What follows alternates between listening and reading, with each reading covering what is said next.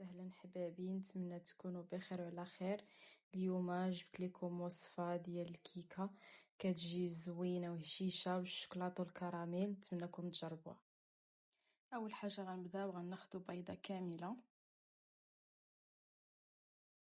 غادي نزيدوا عليها نص كاس ديال الزيت، كاس ديال العنبه، يعني غديروا العبار كاس ديال العنبه ماشي كاس كبير. هنا بديت كنحيد ديك العيبه اللي كانت في البيضه. هنا زدت ربع كاس ديال السنيده، زدت فانيا وحده، تقدروا ديروا جوج فانيات على حسب كل واحد وشنو بغا. هنا درت شويه ديال الملح، قبصه الملح، وغنبدا نكون الخليط ديالي مزيان. تقدروا ديروا الطراب الكهربائي، انا درتها الطرابه ديال اليد.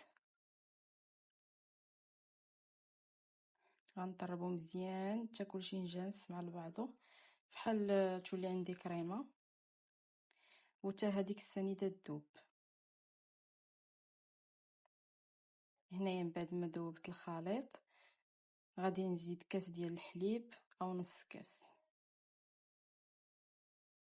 ندوبو مع الخليط. من بعد غادي نزيد جوج معالق ديال الكاكاو، يكونوا معالق كبار عامرين، كاكاو مر ماشي الحلو. بديت هنا عاوتاني كنطرب. تقدروا ديروا الطراب الكهربائي، انا اكتفيت بهذه ديال الفوي. غادي نطرب الخليط كلهم مع بعضياتهم. هنايا زدت معلقه ديال الشوكولا ولا جوج معالق كبار. هاد الشوكولاط انا اللي درتو، نتوما الا كانت عندكم نوتيلا تقدروا ديروها، حيت هذا كيك ديال الشوكولاط 100%، كيجي هشيش وزوين وبنين. ومن بعد غنبدا نزيد دقيق رابعه بمقدار زلافه ديال الدقيق.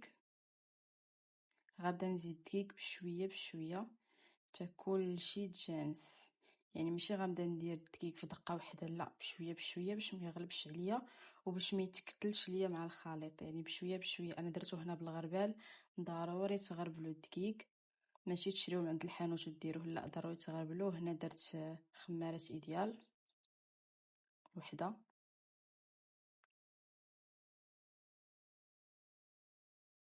وغنبدا نجمع كلشي دابا. كيف ما قلت لكم ضروري الدقيق تغربلوه قبل ما تبداو. من الاحسن تشريو هذيك اللي كنت كنغربل بها دابا شويه، كتسهل عليكم بزاف. نديرها شي 15 درهم كنت خديتها. وهنا غنبدا زدت هنا الدقيق اللي كان بقى ليا، ما كتفوتوش رابعه. ملي غادي نسالي الدقيق ديالي كامل حتى غتولي عندي عجينه متماسكه، ما ثقيله ما خفيفه، شاده في راسها. باش غادي نجيب المول غندهنو بالزبده وندير فوق منه الدقيق باش ندير فيه الخليط ديالي ونديرها في الفرن. هنا بقيت شويه بشويه كندير الدقيق، ما كنديروش دقه واحده كيف ما قلت لكم باش ما يديرش ليا التكتلات. هنا شفتوا كتولي العجينه فحال هكا، ما ثقيله ما خفيفه. وكيف ما قلت لكم كندهن لاطه ديالتي بالزبده. انا اختاريت هذا الشكل ديال القلب، نتوما اختاروا الشكل اللي عندكم موجود، يا هذاك الداير يا ديال الكيكه العاديه، نتوما وشنو حبيتو. انا هذا دهنته بالزبده ودرت شويه ديال الدقيق من الفوق. وهنا بقيت كنقاد في الخليط ديالي باش غندخلو الفران على نار هادئه، تكونوا ديجا شاعلين الفران لمده 10 دقائق. هنا ملي خرجات سقيتها بالسيرو، رانا دايره السيرو في وصفات اخرين تقدروا تشوفوه. هاد السيرو كيدار غير بالماء وكديري عليه السكر وكتخليه يطبخ فوق البوطه. تقدري تزيدي نكهه ديال الحامض ولا بلاش باش كنفزقوا الكيكه ديالتنا باش كتجي هشيشه. راه كلها عامره شكلاط، غيعجبوا ولادكم ويعجبكم حتى نتوما، كتجي زويره. والهشاشه ديالتها غنبينها لكم مورا الفيديو. والمذاق ديالو حتى هو كيجي زوين. هنا خديت شويه ديال الشكلاط ذوبته حمام مريم، وغنبدا ندهن الجهات بحال هكا، حيت باش غادي نزوقها بواحد الفتيفيتات ديال الشكلاط كنت شريتهم ملونين. كتاخدو من عند مول العطار ولا عند مول بائع الحلويات كيكون كيبيعهم، كتاخدو شي 60 ريال ولا 5 دراهم، المهم اللي عجبكم. وهنا في هاد البلاصه الفوقانيه اختاريت ندير الكراميل، هذا درتو انا. الا بغيتو نوريكم كيفاش راه قولوها ليا في الكومنتات وغادي نديرها.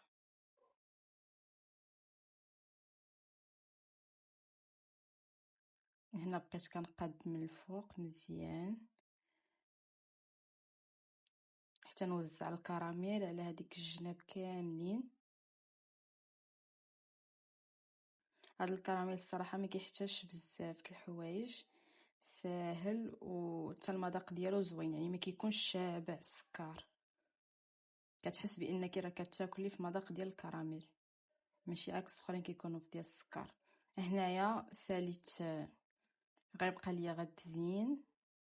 كيف ما قلت لكم اختاريت هادو من عند بائع الحلويات، كاينين الاشكال وانواع، نتوما اللي حبيتو كتاخدوه. تقدروا تكتفيو بها هكاك، تقدروا ديروا ديك الشعريه ديال الشكلاط فقط في الجناب. كيف ما كتعرفوا الواحد كيبغي يزوق المنظر شويه يخرج على المعتاد. هنايا بقيت كنقاد الجناب من بعد الشكلاط، الصراحه كيجي زوين، ورا المذاق ديالو بحال الكاكاو، يعني ما تيكونش حلو. صافي هنايا ساليت الكيكه ديالتي، كنتمناها تعجبكم، كتجي زوينه وهشيشه، ما غتندموش الا جربتوها. وكنقول لكم هنايا الى اللقاء في الوصفه الجايه ان شاء الله. شكرا على المتابعه، وشكرا على اللايكات ديالكم والتشجيعات ديالكم. وحبابي الشكل النهائي ديال الكيكه ديالتنا ديال الشكلاط والكراميل كتجي على هذا الشكل، كتجي زوينه وراقيه. تقدروا تقدموها للكوتي ولا الا جاو عندكم الضياف، كتجي زوينه. نتمنىكم تجربوا. الى اللقاء وشكرا بزاف على المتابعه.